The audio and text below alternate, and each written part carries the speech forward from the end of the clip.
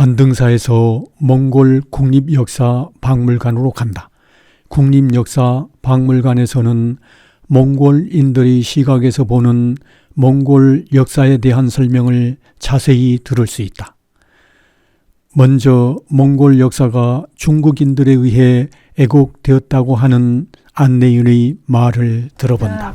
몽골에 대한 역사를 특히 동양의 사람들은 중국 측에서만 기록된 기록을 근거로 해서 연구를 하다 보니까 한쪽 입장에서 기록된 것만을 봤습니다.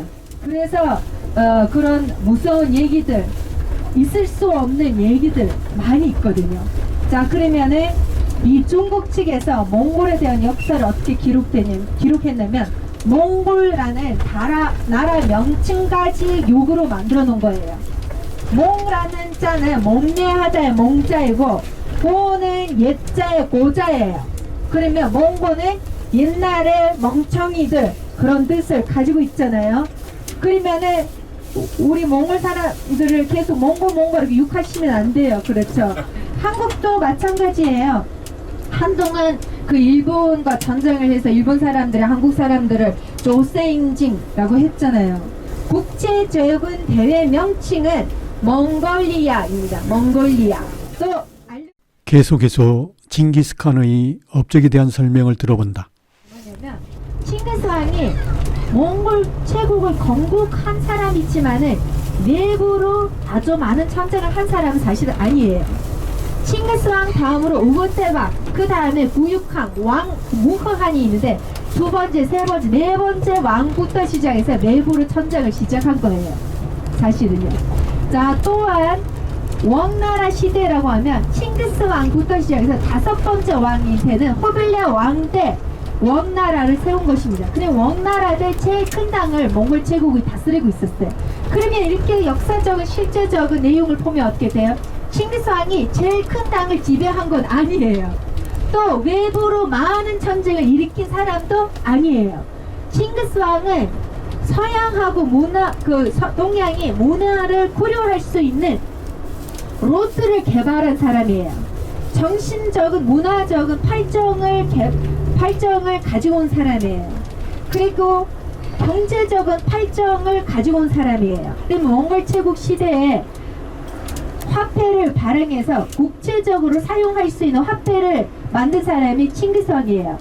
또한 국제 교류를 하면서 국경을 넘어갈 수 있는 깨레게라는 패를 만든 사람이에요. 현대식으로 말하면 여권을 제일 처음에 여권을 만든 사람이 있고 실크로드 남로 폭로를 만든 사람이고 또한 서양하고 동양이 문화를 만날 수 있는 활발한 도시를 세운 사람이에요. 그래서 역사적으로 유명해진 것입니다. 그래서 지금은 중국 측에서 기록된 자료를 연구하진 않습니다.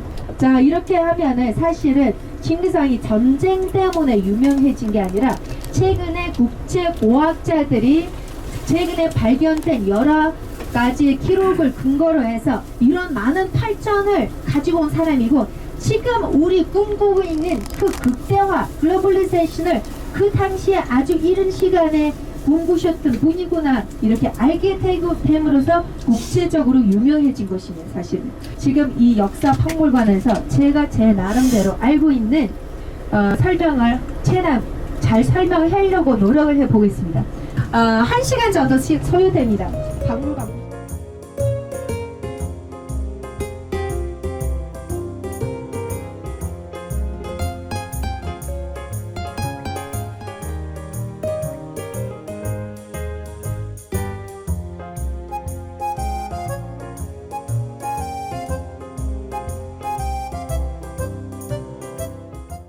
몽골 국립역사박물관에 도착하였다.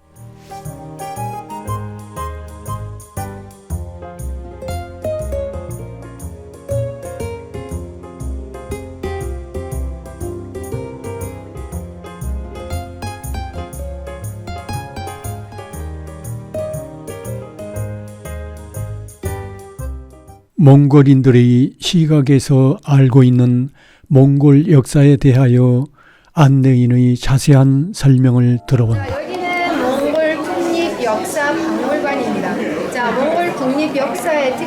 역사박물관의 특징이 있습니다.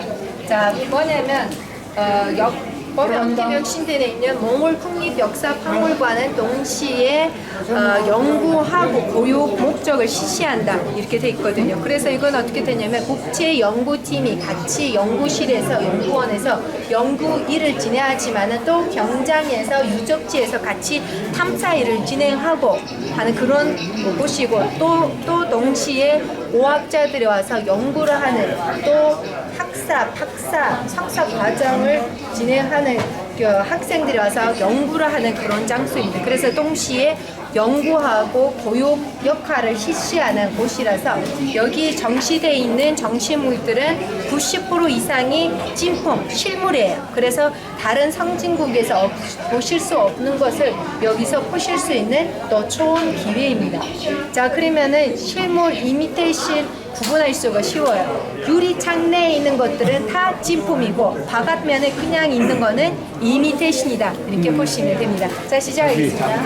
그런 특별전을 하고 있습니다. 대표님, 자, 지금은 여기 정시실이 총 10개의 정시실이 있습니다. 자, 고시대부터 시작해서 현대시대까지의 역사를 보실 수 있는 장소인데요. 1번 정시실에서는 지금 임시 행사를 하고 있습니다. 자, 무슨 행사라고 하면 내몽골의 호거하트 시에 있는 국립역사박물관하고 몽골 국립역사박물관 서로 교류를 하고 있습니다. 그래서 그 문화교류 70년 기념으로 여기서 임시 정시회를 하는데 거란 시대의 역사를 보실 수 있는 공간이라고 보실 수 있습니다. 자, 거란 시대라고 살았던 유목민들의 나라이고요. 몽골 제국 시대의 직차 시대입니다. 자, 거란 시대는 10세기에서 12세기 사이를 말하는데요.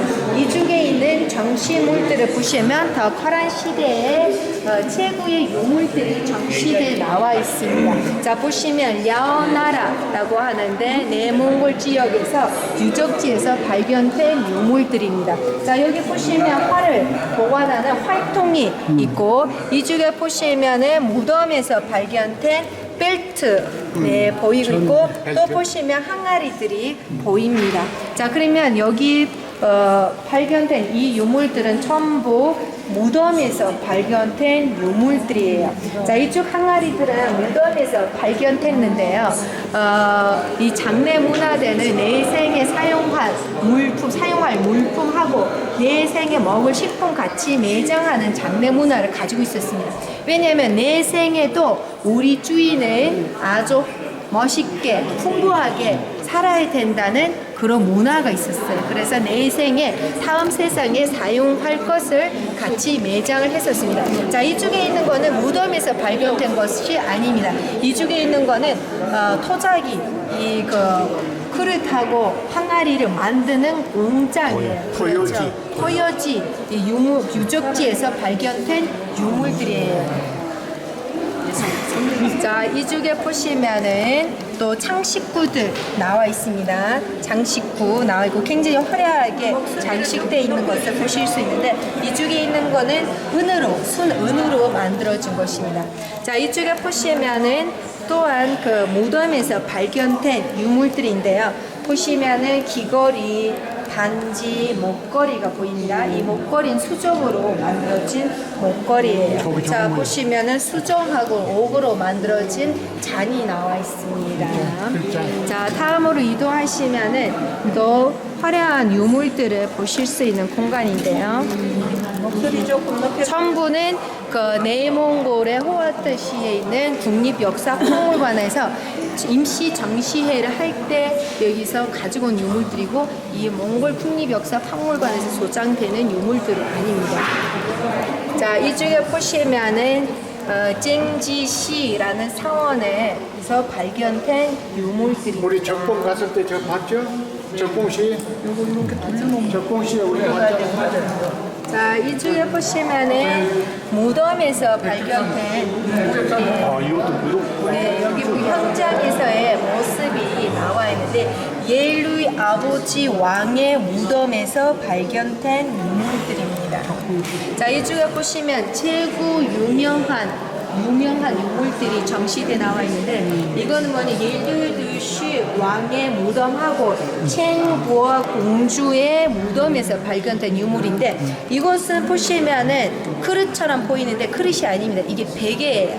베개 공주 매장됐을 때 여기 무덤에 있을 때 그 누웠던 베개이고 여기 보시면은 또 그 당시에 장례 문화대로 매장할 때 그 얼굴에 섰던 그 탈이 있고 여기 보시면 은으로 만들어진 그 신발이 있습니다. 자, 무덤 내의 사진이 여기 보시면은 내장돼 있는 모습이 보입니다. 왕하고 그 공주님께서 왕비님께서 같이 내장돼 이게 평소에 있는 신었던 건 아니고 죽었을 때만 네, 당연합니다. 이거는 장례 문화대 이 그 공주님께서는 내생에도 궁구하게 잘 사시라고 이 화려하게 은으로 만든 신발도 쓰고 이렇게 매장을 하는 것입니다. 당연히 병수에 매일매일 신었던 건 당연히 아닙니다. 그렇죠? 자, 그러면 1번째 장시실, 우리는 임시 장시실 넘어왔습니다. 자, 그러면은 병수에는 이 1번 장시실에는 고석기 시대하고 신석기 시대하고 전동기 시대의 유물들이 정시돼 있었습니다. 자, 지금 임시 정시에 때문에 그 유물들은 다 그 창고로 가져왔고요. 자, 그러면 여기 2번째부터 시작해서 2번부터 시작해서 우리는 혼노 시대의 설명을 들으실 수 있습니다. 자, 몽골어로 실제 발음은 훈노스, 훈노라고 합니다. 근데 한국 분들은 발음하실 때 흉노라고 합니다. 자, 그러면 흉노라는 단어도 제가 아까 퍼스에서 설명하듯이 6이에요. 중국 사람들이 일부러 몽골하고 명칭을 만들었듯이 흉노 이렇게 만든 것입니다. 근데 실제 발음은 훈노입니다. 훈노스. 훈라는 거는 사람이라는 뜻을 가지고 있습니다. 그래서 사람들이 사는 곳이라는 뜻을 가지고 있습니다. 나라 명칭은요. 자, 그러면 이 훈노의 시대는 기원 3세기에서 기원 후 1세기 사이에 있었던 거대한 나라입니다. 훈노의 나라의 그 왕들에 대한 그 역사적 기록들이 많고 역사적 스토리들이 엄청 많은데 그 중에서 제일 유명한 왕은 바로 머동 샤니 왕입니다. 자, 샤니라는 단어는 선호라고 하잖아요. 한국 분들이 왕이라는 뜻을 임금이라는 뜻을 가지고 있고요. 이 머동 샤니에 대한 왕이 된 내용에 대한 설명은 굉장히 길기 때문에 우리 퍼스 안에서 해드리겠습니다.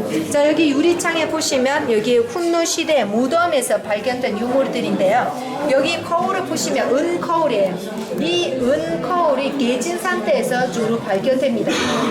고학라는 거는 굉장히 유명한 자, 은거울이라는 이유가 있습니다. 이거는 체질이 똥으로 만들었어요. 맞아요. 근데 은처럼 생겼기 때문에 은거울이라고 부릅니다.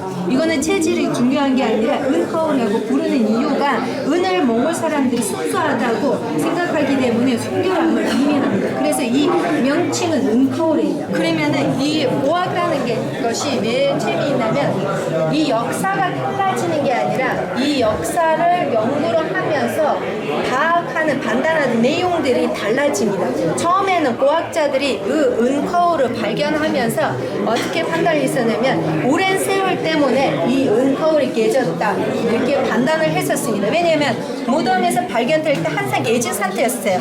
근데 나중에 연구실에서 실험을 해보고 연구하다 보니까 깨진 상태에서 매장을 했었던 것을 증명했습니다. 그러면 역사가 달라진 게 아니라 그거 알고 있는 내용이 달라지잖아요. 그래서 이거는 그 차내 문화대는 일부러 은거울을 깬 상태에서 같이 매장을 했었던 것을 알게 된 것입니다. 자, 그러면 이거와 똑같이 이 훈노의 조상들을 몽골 사람들의 조상이 아니다라는 입장들이 많았어요. 이 고학자들 서로의 토론이 있었던 거죠.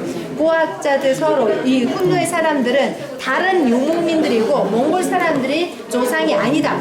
어느 고학자들은 몽골 사람들의 조상이 맞다. 이런 두 가지가 입장이 있었던 것입니다. 자, 여기 지도에서 보시면 훈노의 나라의 지도를 볼 수 있습니다. 이 빨갛게 빨간색으로 되어 있는 거는 훈노의 지도예요. 훈노 나라의 지도입니다. 남쪽에 보시면 만리청사까지 있고요. 이 만리청사는 사실 훈노 시대 때 만든 국경선이에요. 그렇죠. 자, 그러면 안쪽에 이 빨간 선을 현재 몽골의 국경선이에요. 자, 지도에서 보시면 몽골의 국경을 보시면 몽골 지역은 한반도하고 한 7배 크고요. 대한민국보다는 한 14배 큽니다. 지금은요. 그러면은 훈노 시대 때는 지금 가지고 있는 몽골 땅보다도 2배 큰 땅을 가지고 있어도 거대한 나라였습니다. 자, 그러면 이 나라에 이 거대한 땅을 다스리고 살고 있었던 이 유목민들을 왜 몽골 사람들 조상이 아니다라는 입장이 있었다면 이 서양의 역사에는 이 훈노의 후세들인 아틸라 왕에 대한 기록이 남아있잖아요. 그래서 아마 이 카자흐스탄, 키르기스탄 쪽 이쪽 서부 지역의 유목민들이다라는 입장이 있었던 것입니다. 자, 그렇지만 최근에 이 토론이 끝났어요. 어떻게? 자, 그러면 이 유물들을 보시면 다 무덤에서 발견된 유물들인데요. 여기 보시면 마차 부분이 있고 저쪽에는 항아리들이 있습니다. 자, 이쪽에 보시면은 무덤이 있습니다.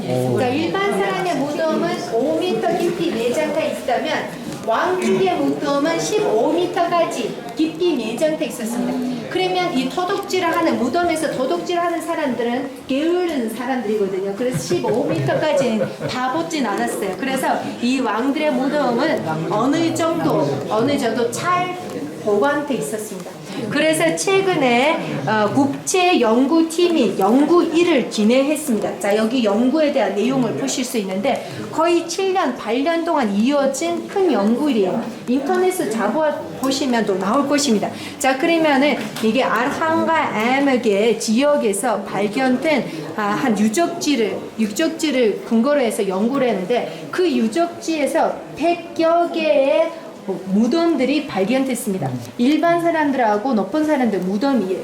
100여 개의 무덤을 연구할 때 유전자까지 DNA 연구까지 가능하게끔 잘 보관되어 있는 상태였습니다. 왜냐하면 깊이 내장하면 빙하 속에 내장돼 있었기 때문에. 자, 그래서 그 유엔의 그 DNA 유전자 연구를 하고 지금 살고 있는 이 아시아에서 사는 사람들의 DNA과 비교를 해봤습니다. 그래서 몽골에 지금 있는 유목민들의 DNA가 제일 적합하다는 것을 증명했습니다. 그래서 벌써 이 토론이 끝났어요. 그래서 훈노의 왕들은 조상들이 실제로 몽골 사람들의 조상이 맞다라는 것을 벌써 증명한 것입니다. 그래서 이 고학이라는 게 굉장히 재미있어요. 가이드의 설명을 듣고 올해 그 교육을 받았는지 안 받았는지 알 수 있거든요. 이 내용을 올해 교육을 받았어요. 작년에 오신 분들한테는 제가 이 두 가지가 입장이 있고 어느 쪽에 맞는지는 모른다고 설명을 했었거든요. 자, 이쪽에 보시면 또 무덤에서 발견된 유물들인데 이것을 많이 물어보셔요. 이게 무엇인지. 이거는 양하고 염소의 뒷다리 발목뼈예요. 자, 그러면은 놀이 키고 있거든요. 놀이를 해요. 네, 공기놀이를 하거든요. 그러면은 내생에 가는 사람도 심심하지 않겠고 같이 매장돼 있었던 것입니다. 그렇죠? 네, 자, 여기 보시면 또 거울이 은거울이라고 하지만은 이거 똥이에요. 그래서 개진 상태입니다. 자, 그러면 이거 여기서도 다른 장례 문화를 보실 수 있습니다. 다 매장을 했었던 것이 또 아니고, 그렇죠? 이쪽에 보시면 산쪽에 동굴 속에 매장돼 있었던 무덤에서 발견된 유물들입니다. 자, 이렇게 해서 훈노의 시대는 기원 후 1세기까지 있었던 거대한 나라였습니다. 자, 훈노의 시대에 대한 또 다른 많은 설명들은 있는데 제가 파산해서 해드리도록 하고요. 여기도 보시면 이것도 은거울이라고 부릅니다. 자, 그렇지만 보시면 또 은이 아니잖아요. 옥이에요. 네, 그래서 마찬가지로 그 무덤에서 발견된 거울이에요. 자, 그러면 이 은거울에 대한 또 설명을 해드리고자 하면 지금도 이 유목민들의 군습이 있습니다. 사람이 돌아가시면 집에 있는 모든 거울들을 덮어놓습니다. 왜냐하면 거울을 통해서 비추는 이런 반짝거리는 것을 통해서 남의 세상으로 영혼이 떠날 수 있다라는 사실이 있거든요. 네, 그래서 우리 세상에 또 탄생을 하셔야 되기 때문에 그렇죠. 여러 가지 상식이 있거든요. 훈노 시대 다음에 있었던 거대한 나라들이 있습니다. 삼비의 나라, 조장의 나라 있지만은 그 나라들의 역사를 연구할 수 있는 대상물들이 어느 정도 좀 적은 편이에요. 자, 그러면 이 세 번째 전시실에서는 우리는 돌골 시대의 역사를 보실 수 있는 공간입니다. 자, 한국 분들이 돌골 시대라고 하지만은 사실은 몽골어 발음은 두르기입니다. 두르그라고 합니다. 자, 그러면 영어로 터키라고 해석을 했습니다. 근데 터키 나라는 아니에요. 두르기입니다. 자, 그러면 여기 4개 유리창에서는 최고의 보물들을 보실 수 있습니다. 저기 왕의 무덤에서 발견된 유물들인데요. 이쪽에 보이는 이 유물은 뭐냐면 사슴이에요. 은사슴입니다.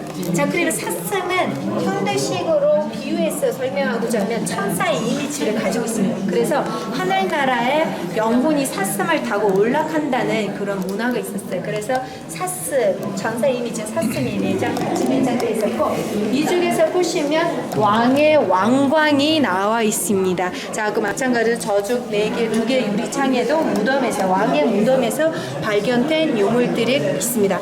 자, 그러면 이 돌골 시대는 기원 후 6세기에서 기원 후 9세기 사이에 있었던 거대한 나라예요. 자, 이쪽에 보시면 풀뜨겐 장군의 비석이라고 합니다.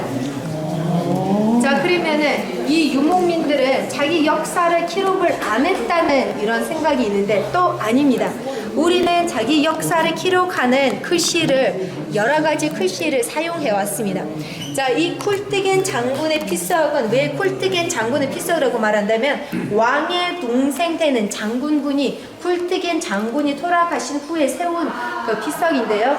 여기에는 쿨뜨겐 장군에 대한 내용하고 그 당시에 나라 역사, 전쟁 시에 대한 내용이 기록되어 있습니다. 자, 이 쿨뜨겐 장군의 역사가 기록된 이 글씨를 룬 글자라고 합니다. 그리고 그러면 기원 후 룬 글자, 기원 후 9세기라고 하면 1500년 전부터 몽골 유목민들은 자기 역사를 기록하는 글씨를 사용했었다는 것입니다. 자, 이 룬 글자는 고학자들이 벌써 해석을 하고 번역을 했어요. 그래서 여기 보시면 내용이 나와 있습니다. 자, 그래서 재미있는 것은 뒷면에 보시면 한자어를 보실 수가 있습니다. 자, 그러면 그 한자어는 뭐냐면 두르그 나라 있을 때는 당나라 시대였습니다. 중국 측에서는 당나라 시대인데, 당나라하고 두르그 나라는 서로 교류가 좋았어요. 그래서 쿨뜨겐 장군이 돌아가실 때 당나라에서 왕의 명령대로 사람을 보내서 외루의 말씀이 뒷면에 한자어로 쓰여졌습니다. 네, 그래서 그 다른 내용이 아니라 쿨뜨겐 장군이 돌아가셨던 것을 뭐라고, 외로의 말씀이라고 할까요? 네, 그 내용이 존경하다는 내용이 기록되어 있습니다. 한자어로요. 자, 그러면은 이렇게 해서 유목민들이 옛날부터 여러 가지 글씨를 사용해 왔었습니다. 자, 이쪽에 보시면 또 돌골 시대의 제고의 유물들인 인물바위, 석인상들 보이고 있습니다. 저 유리창에 있는 거는, 머리 있는 거는 쿨뜨겐 장군의 석인상, 인물바위의 머리 부분이 있고요. 밑에 있는 얼굴 부분은 쿨뜨겐 장군의 왕비의 얼굴 부분입니다. 자, 그러면 이 석인상들, 인물바위들의 머리가 잘라져 있습니다. 그렇죠? 자, 그러면은 이게 뭐냐면 이 유목민들에는 아주 안타까운 역사가 하나 있습니다. 슬픈 게 뭐냐면, 한 나라가 무너지고 다음 나라의 시대가 오면은 전에 있었던 나라의 역사가치를 없앤다는 참책을 가지고 있었습니다. 그래서 그냥 궁정들하고 이 도시들만 파괴시키는 게 아니라 인물바위, 석인상까지 머리를 잘라놓는 이런 무서운 역사를 가지고 있었습니다. 자, 그래서 서로의 역사를 많이 없앴기 때문에 이 유목민들의 역사를 연구할 수 있는 대상물이 어느 정도 적은 이유가 바로 그렇게 됩니다. 사실은 이동해서 역사를 남긴 게 아니라 서로의 역사를 지운 사람들이에요. 자, 이쪽에 보시면 돌골 시대의 장군의 무덤에서 발견된 유물들이고, 저 장군의 무덤의 모습입니다. 우리는 기마민족이라고 해요. 그러면 기마민족한테 말이라는 존재는 아주 귀한 존재입니다. 그러면은 여기 보시면 장군이 말과 같이 매장되어 있는 것을 보실 수가 있습니다. 자, 그럼 여기 안장에 등자가 있어요. 밟아서 올라타는 등자 있죠. 이거는 사실은 기술의 개발이었습니다. 그 당시에는. 지금은 다 사용을 합니다. 그렇죠? 자, 그러면은 이게 어떻게 기술의 개발이면, 자, 여러분이 서양의 장군이 말을 올라타는 장면 영화에서 보셨나요? 말을 장군이 올라탈 때 하인이 이렇게 돼 있으면 등에 밟아서 올라타잖아요. 그러면 왜 그랬을까요? 안장에 등자가 없어서 꼭 누군가 도와줘야만이 올라탈 수 있는 겁니다. 자, 그러면 상상해 보세요. 꽉 안장에 앉아 있는 사람이 몸돌림이 됩니까? 아무리 요가를 열심히 해도 90도로만 몸돌림이 되거든요. 그래서 그 장군을 뒤에서 공격하면 어떻게 돼요? 피할 수가 없어요. 또 낙마하면 다시 혼자서 말을 올라탈 수 있을까요? 안 돼요. 갑옷, 무거운 갑옷도 입었는데, 그렇죠? 자, 그러면 몽골 군인들은 안장에 다 등자가 있었기에 등자에 팔을 밟아서 일어서면은 몸돌림이 180도로 됩니다. 그래서 뒤에서 공격하면 뒤로 보고 싸울 수 있고, 뒤로 활을 쓸 수 있고, 또 등자에 밟아서 옆으로 숙이면서 피할 수가 있는 것입니다. 그래서 남보다 활발하게 참장을 할 수 있고, 또 낙마에도 혼자서 다른 말을, 또 자기 말을 다시 갈아탈 수 있는 그 조건이 만들어지는 것입니다. 그래서 남보다 더 활발하게 전장을 할 수 있었다는. 근데 사실은 그렇게 좋은 것을 우리 특면화를 안 받아갔어요. 그래서 지금 다 사용을 하고 있잖아요. 그거를 안 받았다. 오케이. 자, 그러면은 이거는 그 칭기스 왕의 군인들이 남보다 활발하게 더 전쟁을 할 수 있었던 비법의 1위에 들어갑니다. 다음에는 2위, 3위까지 제가 알려드릴 것입니다. 그 자기 입 떠나면 다 비밀이 아니에요. 자, 이쪽 보세요. 자, 이 석인산을 보시고, 자, 우리 조금 한 3, 40년 전에는 이 그 인물 석인상이 처음 발견했을 때 과학자들이 다 눈으로만 보고 판단을 할 수 있습니다. 잘 세밀하게 보고. 근데 지금 기술이 기계 발전하면서 이 과학도 공부할 연구할 수 있는 그 여러 가지 기회가 생기는 것입니다. 그래서 이게 엑스레이 기계로 다 찍어봤습니다. 그러면은 이거는 첫 번째 남자예요. 몽골 정통 의상을 입었습니다.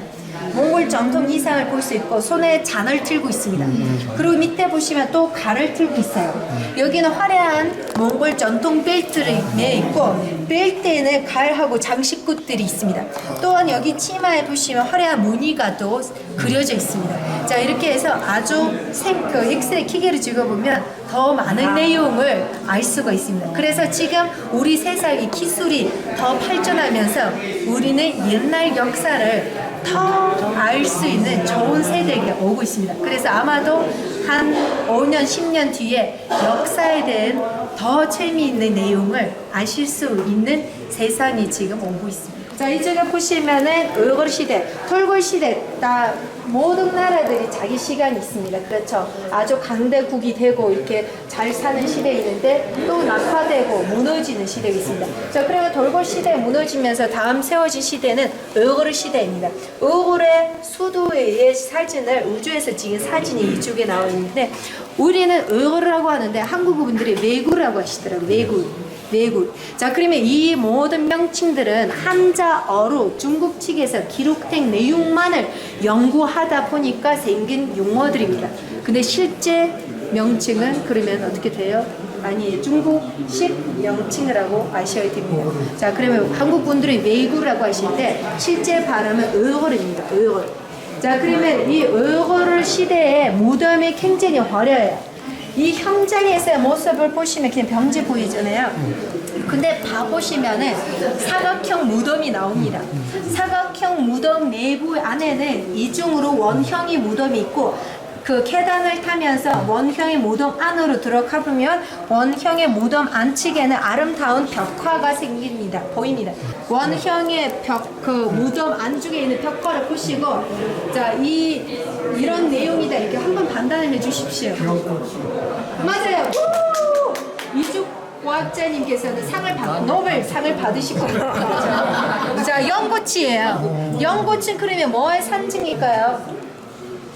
불교의 상징이에요. 그러면 이 의골 사람들은 불교를 믿었었다라는 것을 알 수가 있잖아요. 그럼 노벨 받았습니다. 네, 박수. 자, 그러면 이 어걸 시대 때 아주 중요한 일이 또 하나 있었습니다. 그게 뭐냐면 저 벽지에 보시면 어걸 글씨입니다. 자, 저한테 자주 질문합니다. 몽골에는 몽골 글씨가 없냐고요. 왜 러시아 크릴릭 문자를 쓰는지 질문하는데 그 답을 지금 나옵니다. 몽골은 옛 글씨가 당연히 있었습니다. 톨굴 시대 1500년 전에 사용하던 룬 글자가 있었는데 어걸 시대라고 하면 9세기부터 사용했던 1200년 전부터 사용했던 글씨가 있습니다.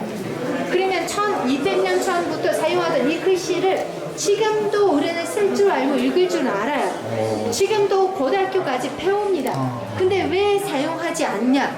좋은 질문입니다. 자, 우리는 1911년에 청나라로부터 독립을 했습니다. 독립을 한 나라는 빨리 발전하고 이 국민들을 빨리 교육시키고 다시 튼튼하게 일어서야 돼요. 그렇죠?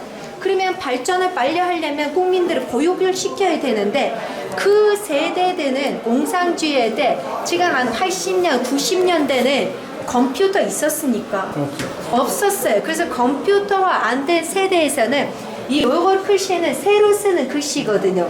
가로 쓰는 글씨가 아니에요. 그래 그 당시 있었던 모든 책을 제본하는 기계들은 가로 쓰는 글씨에 쓰는 책에만 어울리지게끔 돼 있었지만은 세로 쓰는 글씨로 책을 체본할 수가 없었어요. 그래서 책을 여러 권 제본을 하려면 어떻게 돼요?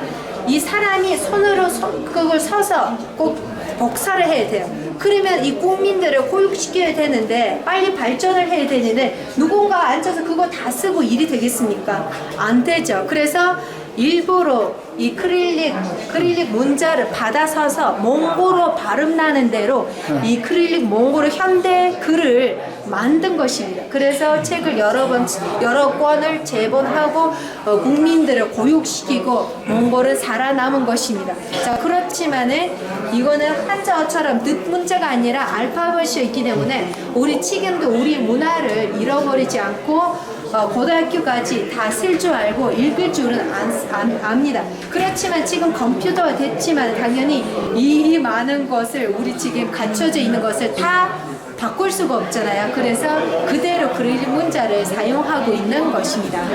자, 그러면은 이 어걸 시대 다음에 세워진 시대는 거란 시대입니다.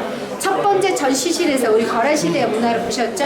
기원후 10세기에서 12세기 사이에 있었던 거대한 나라입니다. 그렇죠? 그리고 거란 시대는 몽골 제국 시대의 딱 제국 시대의 전 시대입니다. 자, 거란 시대의 유물들을 보시면 제가 되게 좋아하는 유물이 하나 있습니다.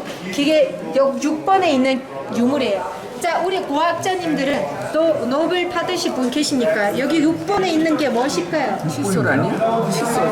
누가 칫솔이라고 하셨어요? 여기 노벨 상을 받으실 겁니다. 맞아요, 칫솔이에요. 젓가락처럼 생겼는데 구멍들이 뚫려 있는데 거기에 마이파리 꽂아져 있고 치약 관리를 하는 겁니다. 자, 그러면 왜 제가 치약 관리하는 이 칫솔을 좋아하냐면 사람은 치약 관리를 시작함으로써 평균 수명이 5년에서 10년 늘어났습니다. 그러면 분명히 이때부터 시작해서 몽골 사람이 좀 오래 살기 시작했구나 이렇게 알 수가 있거든요. 그래서 여러분이 관심이 있으면 나중에 한국도 돌아가서 한국에서 발견된 제일 옛날 칫솔 이렇게 명도를 찾아보실 수가 있습니다. 그러면 한국 사람이 이때부터 좀 오래 살기 시작했구나 이렇게 판단을 할 수 있습니다. 이거는 10세기입니다. 자, 2층으로 올라가겠습니다.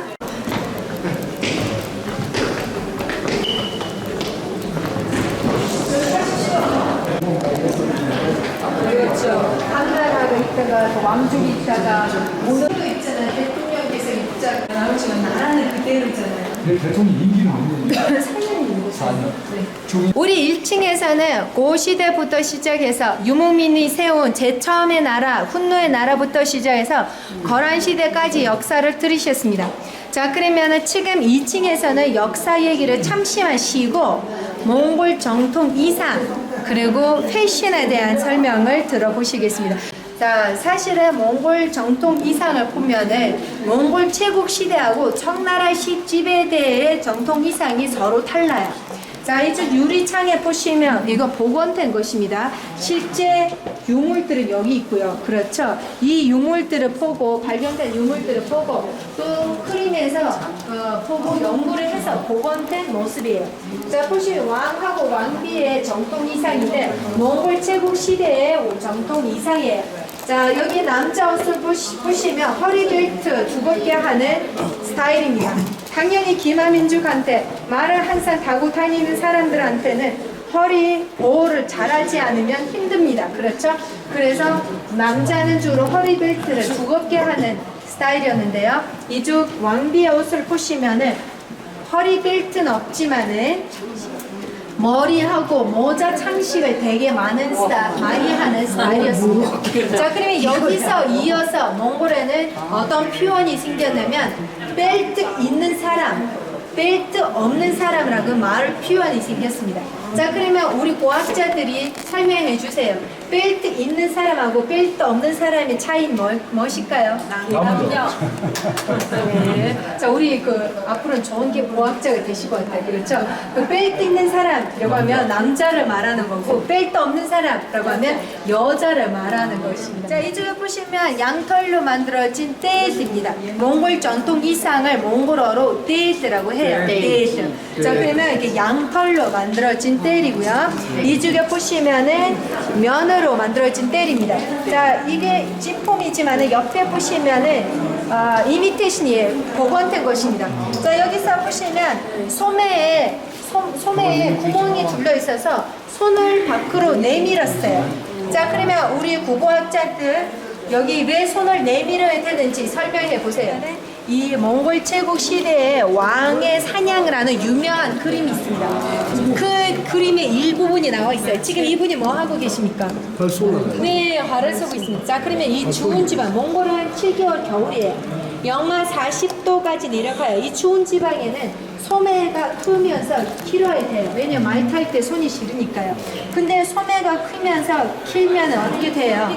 활을 쏠 때 그 방해가 되기 때문에 활을 쏠 때 손을 내밀어 써야 되는 거예요. 그래서 여기 그림을 보시면은 그러니까 사냥을 할 때 아니면 전쟁할 때 손을 내밀 수 있게끔 소매에 이렇게 구멍이 둘러 있었던 것입니다. 여기 보시면 양측에 구멍이 있는 것을 보실 수가 있습니다. 자, 그러면은 몽골 제국 시대에 다음에는 이쪽에 보시면 청나라 시대입니다. 청나라 시대라고 하면 우리는 청나라의 지배를 260년 동안 받았어요. 그래서 그 당시에 정통 이상의 모습이 이렇게 바뀌었습니다. 왜냐하면 만주족의 영향을, 문화 영향을 받은 것입니다. 그렇죠? 그래서 만주족의 대신 스타일과 조금 섞여서 이런 패션이 생긴 것입니다. 자, 그렇지만은 구체적인 스타일이 그렇죠. 그대로 남았습니다. 남자는 허리벨트를 많이 하고 허리벨트에 본인이 사용하던 물품들, 칼, 은, 젓가락 이런 장식도 끼어 있고 여자는 머리카락하고 모자 장식을 많이 하는 스타일이 그대로 이어져 왔습니다. 자, 이쪽에 보시면 일반 서민들의 전통 의상인데요. 자, 보시면 몽골에 20개 소속 민족들이 있답니다. 그러면 각각 소속 민족들의 전통 의상이 놓여 있습니다. 자, 한 바퀴 돌고 보고 나오시면 우리 3층 올라갈 것입니다. 자, 보고 오세요. 지금 여기서 기다립니다.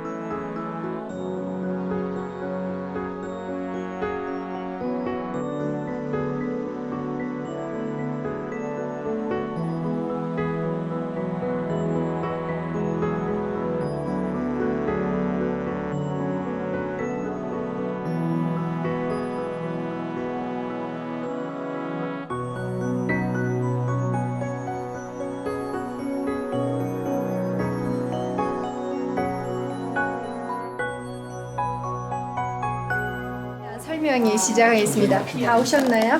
몽골 제국 시대. 자, 그러면은 몽골 제국 시대 유명한 이유가 여러 가지가 있습니다. 첫 번째는 발전, 정신적인 발전, 문화적인 발전, 경제적인 발전 때문에 몽골 제국이 유명한 것입니다.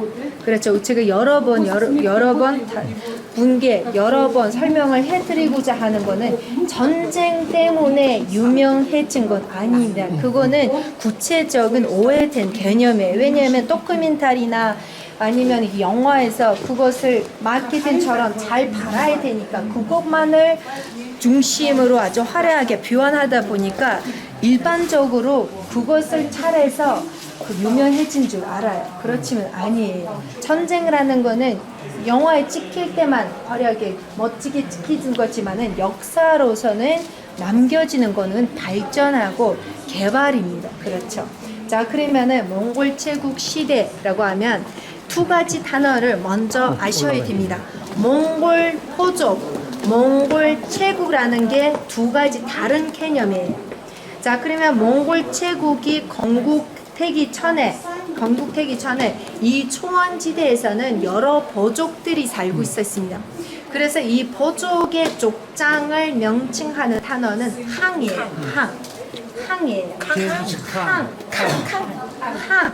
그러면 발음을 못하기 때문에 영어로 KH라고 했을 때서 간이 된 거예요.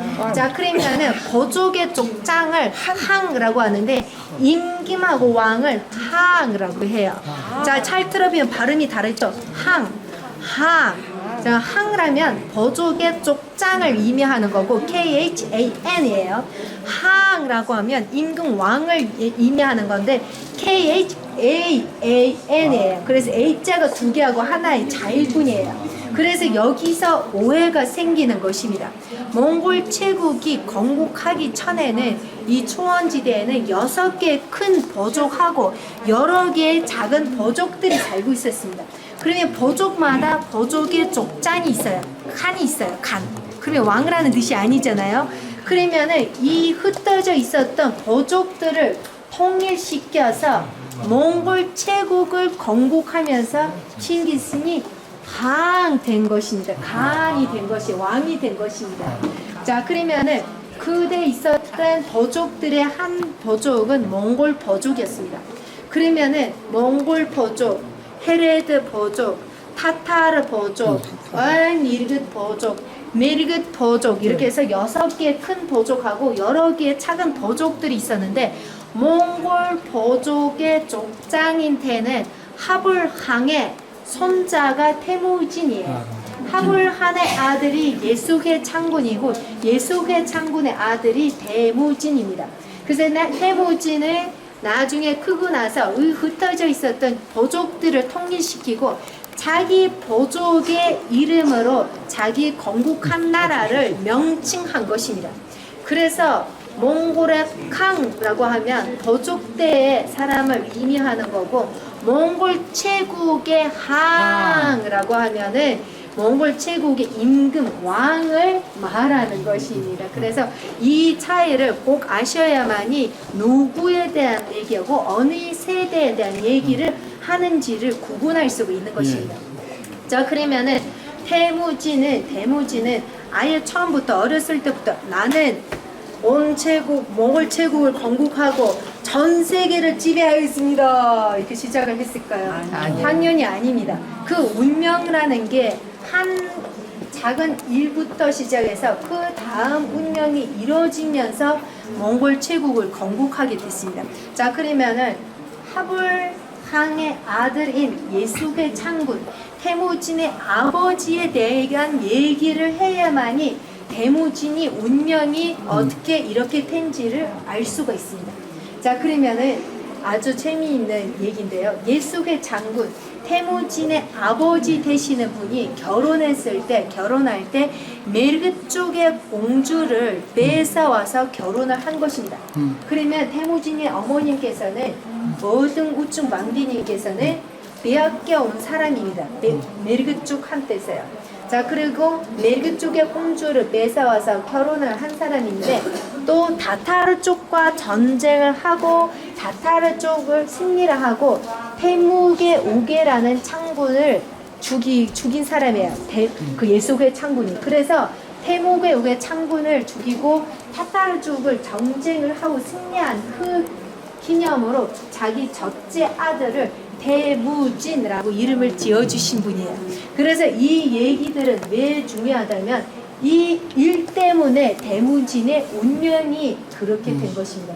자, 이렇게 왕 쪽의 족장의 아들이라고 하면 아들의 아들이라고 하면 당연히 하인들도 있고 자기 군인들도 있고 좀 풍부하게 사는 집안이었어요. 당연히 그렇죠. 자, 그렇지만은 태무진이 7살 때 그 당시의 풍습대로 예수의 장군이 결혼 약혼을 하러 갔습니다. 자, 그러면은 그때 결혼할 수 있는 두 가지가 방법이 있었습니다. 첫 번째는 결혼 약속을 하고 결혼할 수 있고, 두 번째는 남의 공주를 전쟁하거나 뺏어와서 결혼할 수 있습니다. 자, 아버지 되시는 분이 메르그 쪽의 공주를 뺏어와서 결혼한 사람이지만은 자기 아들을, 첫째 아들을 그 당시 약혼 약속을 하고 결혼을 시키려고 했습니다. 자, 그렇지 약혼 약속을 하고 집에 돌아가는 길에 타타르 쪽에 행사를 하고 있는 것을 보고 거기 행사에 참여를 하다가 톡살 당하시고 톡 들어있는 술을 드시고 돌아가셨습니다. 자, 그래서 그 이후부터 어떻게 돼요? 태무진은 어린 동생들과 어머님과 남겨지는데 장군이 돌아가시면 어떻게 돼요? 그 당시에 이 초원이라는 게 생존하기가 아주 어려운 악환경인 지역이었습니다. 그래서 보족의 족장이 돌아가시면 힘이 약한 보족은 힘이 강한 보족한테 침략을 당하고 지고 먹히는 게 법이었고, 힘이 강한 보족이 힘이 약한 보족을 먹는 게 법이었습니다. 그 당시에는. 그러면 보족의 족장에 장군이 돌아가시면 어린 애들하고 왕비만 남겨주면 어떻게 돼요? 힘이 없잖아요. 그래서 하인들이 자기 주인을 대신하고 토막을 쳤습니다. 토막을 칠 때 온 가축을 몰고 토막을 쳤어요. 그러면 이 초원에서 그 홀로 남겨진 사람이 어떻게 돼요? 굶어 죽어야 돼요. 그래서 몽골 역사적 기록에 나오면 기록이 있는데 어등오증 만기는 남자 옷을 갈아입고 자기 어린 애들을 키우려고 강물에 가서 물고기 잡고 산에 가서 사냥하고 열매를 따와서 어린 애들을 키웠다라는 기록이 남겨있습니다.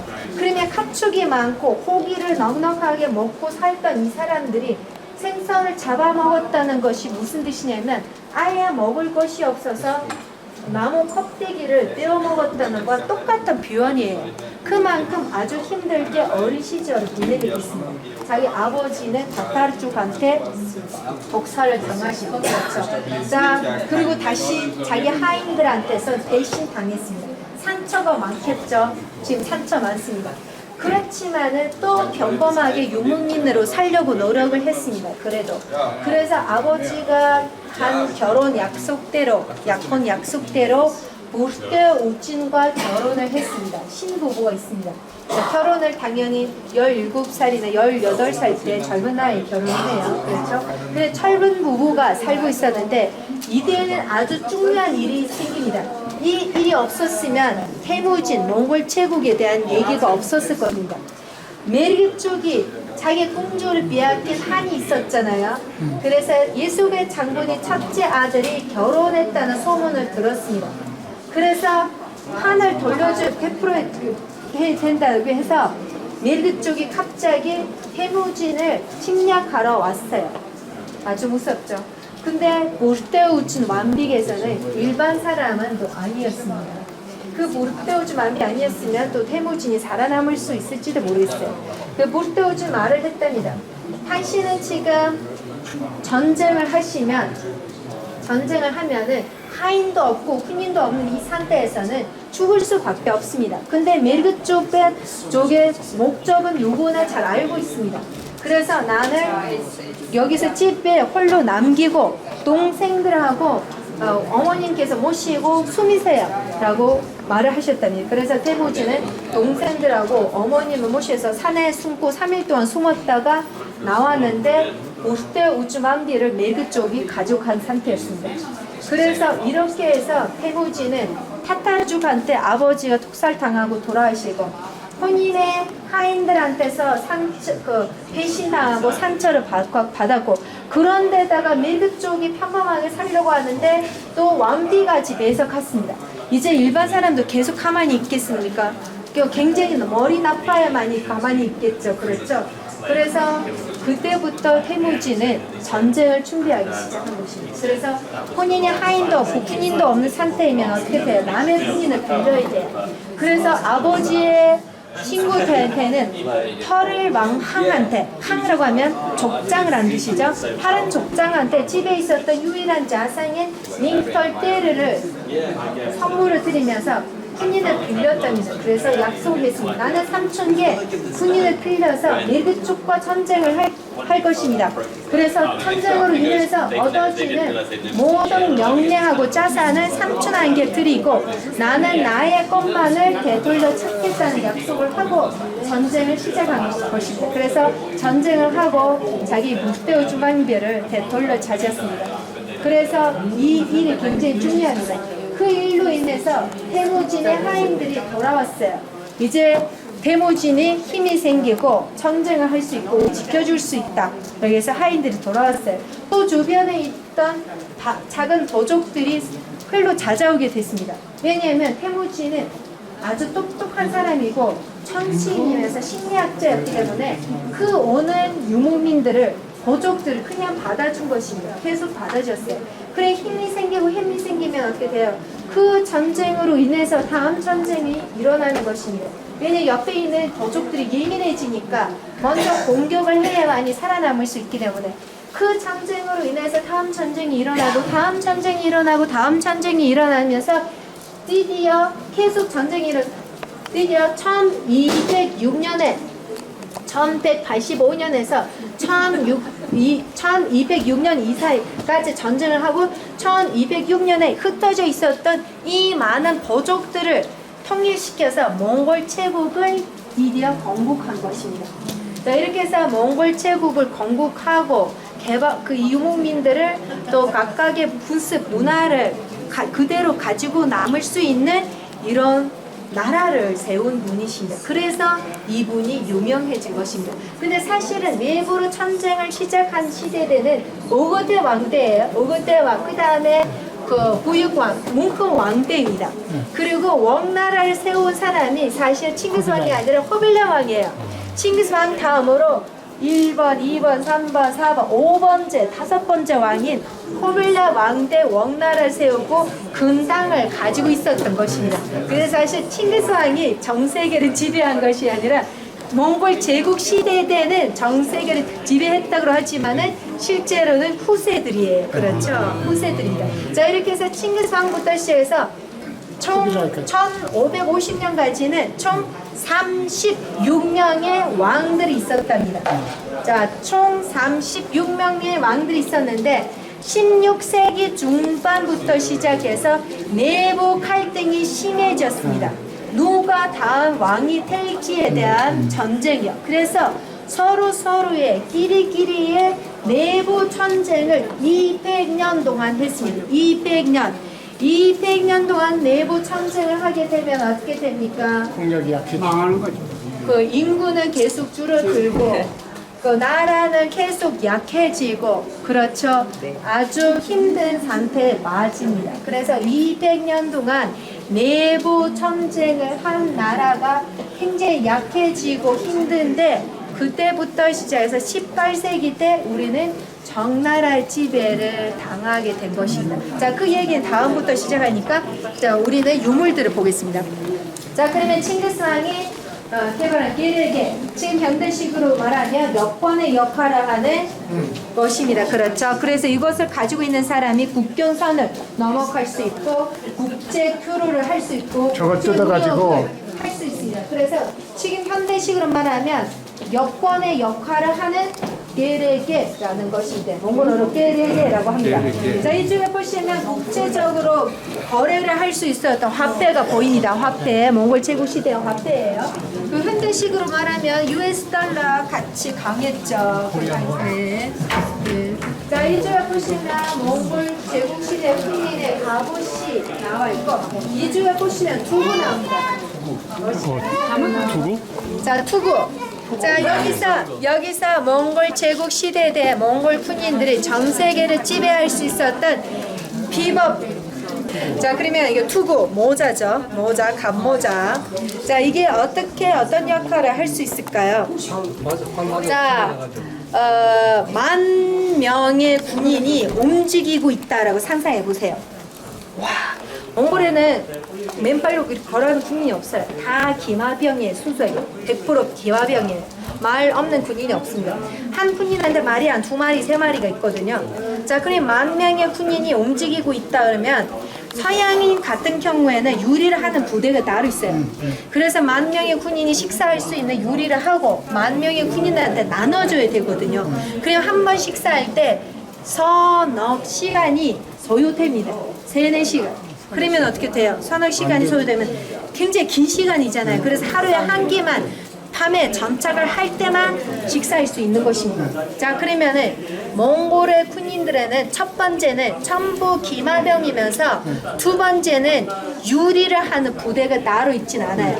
몽골 군인마다는 배낭에 육포를 들고 본인의 먹을 것을 준비하고 매국합니다.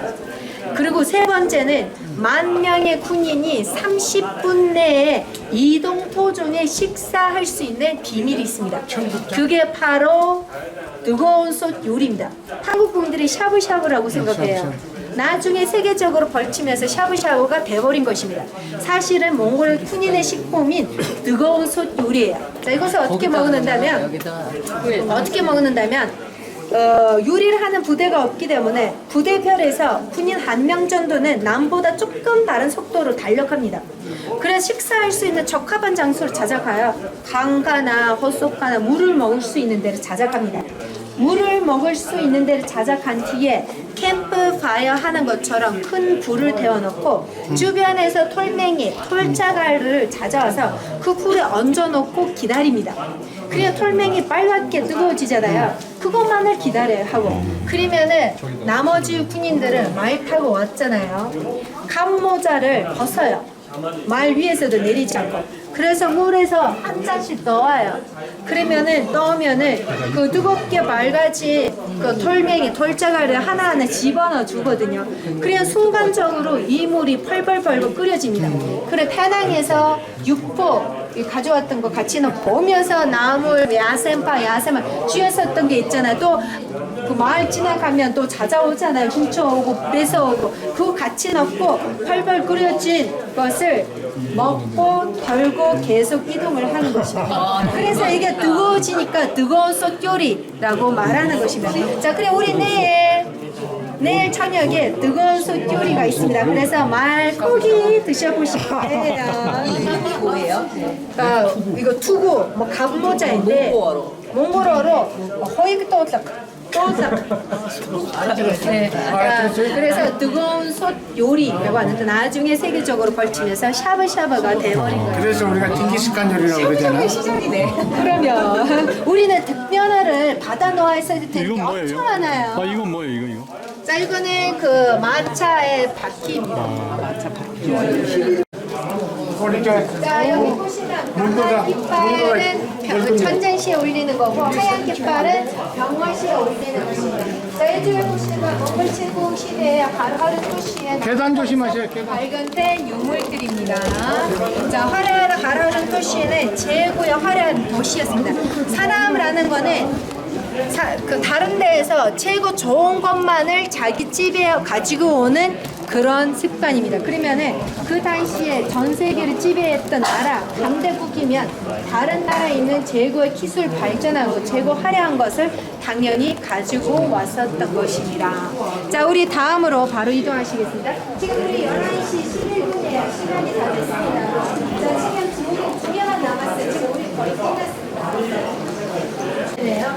자, 여기서는 유목민들의 일상생활을 볼 수 있는 것입니다. 자, 오늘 저녁에는 우리 깨를 체험하실 거니까 이거는 그냥 몽골 전통 깨는 이렇게 생겼구나 이렇게 보시면 되고, 깨에 대한 설명은 우리는 유목민의 마을에서 들으실 겁니다. 자, 그래서 바로 다음으로 이동을 하시겠습니다.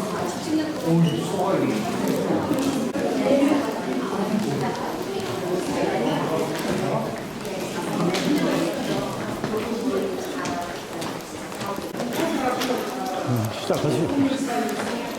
자, 우리는 몽골 제국 시대 때는 굉장히 강한 나라였습니다. 강대국이었습니다.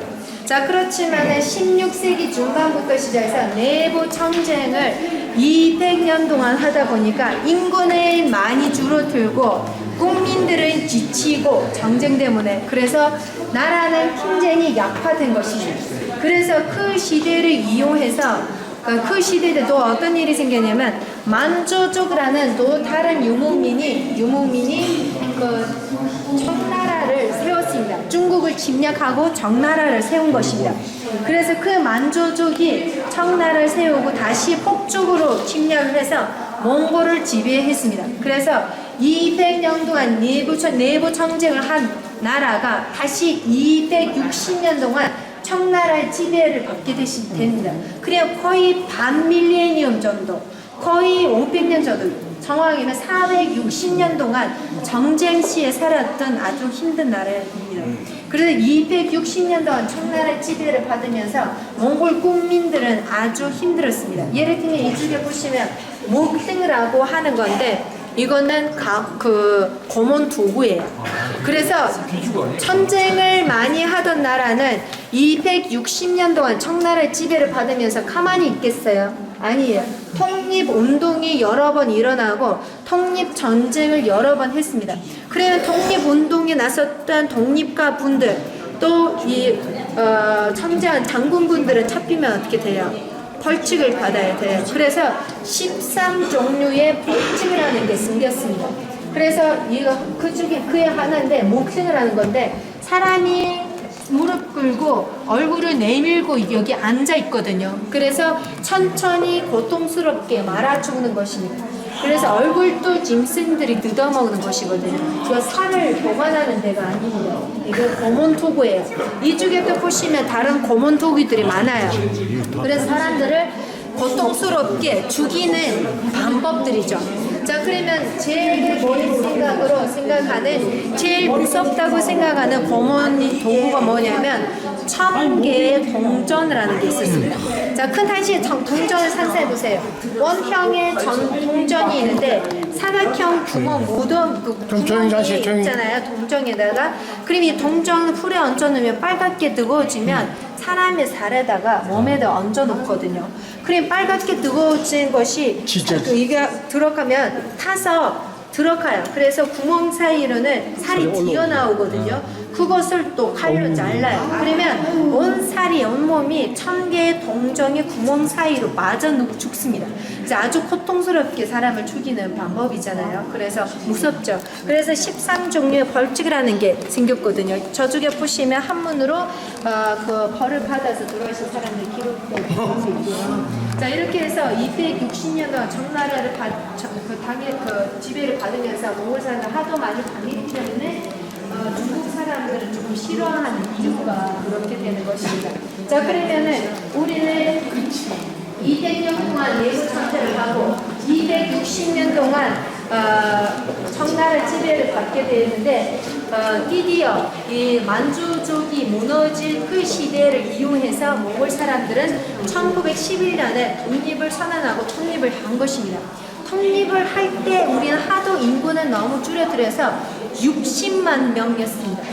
60만 명밖에 안 됐었어요. 그래서 그 당시에는 외부에서 바라보는 눈빛들은 멸종하고 멸망하는 이 민족은 독립할 미이 없다. 독립할 비루성이 없다. 이렇게 봤었답니다. 자, 그렇지만은 우리는 독립을 하고 국경선을 정했습니다.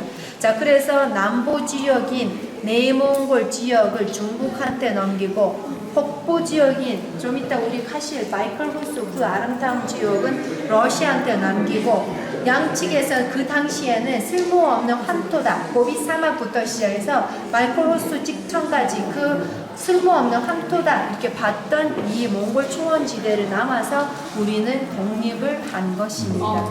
자, 그래서 그 정책을 세우고 인구를 늘리려고 정책을 세우고 또 발전을 하려고 열심히 노력해서 지금은 몽골의 인구는 5배 늘어났습니다. 지금 우리는 300만 명입니다. 그래서 100년 사이에는 인구는 5배 늘어나고 고용률이 높아서 우리는 문맹자라고 하잖아요. 글을 모르는 사람이 3%밖에 안 돼요. 네, 그래서 교육제도도 잘 정책을 세웠습니다. 그래서 우리나라는 살아남았습니다. 몽골 화이팅! 파이팅! 몽골 파이팅! 자, 그래서 20만 나라는 빨리 발전을 해야 되니까 그때는 파이팅이 생겼습니다. 우리는 자본주의의 길을 따라서 발전을 해야 되는지 사회주의를 따라서 발전을 해야 되는지 혁명이 일어나는 것입니다. 그래서 1921년에 혁명이 일어나서 공산주의 혁명이 승리를 했어요. 그래서 우리는 1921년 이후부터 공산주의 나라가 됐습니다. 사회주의 나라입니다. 그래서 공업화 운동, 큰 농장들이 생기고 목축장들이 생기고 공업화 운동이 일어난 것입니다.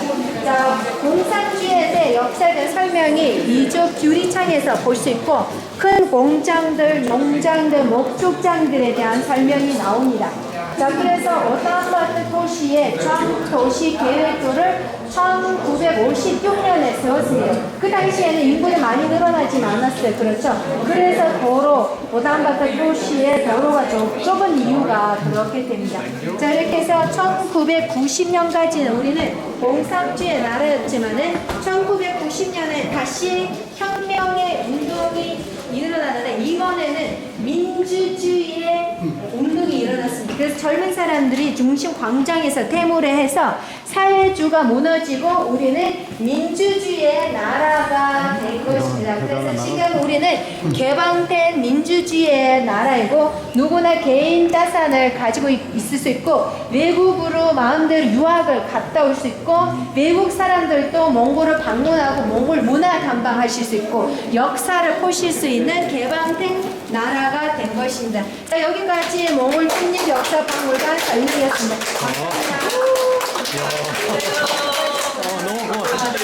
대박이다. 네, 몽골 사람은 사실 동양 사람들보다 제일 먼저 우주 비행을 했습니다. 우주 비행자의 옷인데요. 1981년 3월 22일 날 우주 비행을 했습니다. 우리 사실은 이 역사 박물관 설명을 일일이 하면 3시간 강의를 1시간으로 줄인 것입니다. 일정이 많다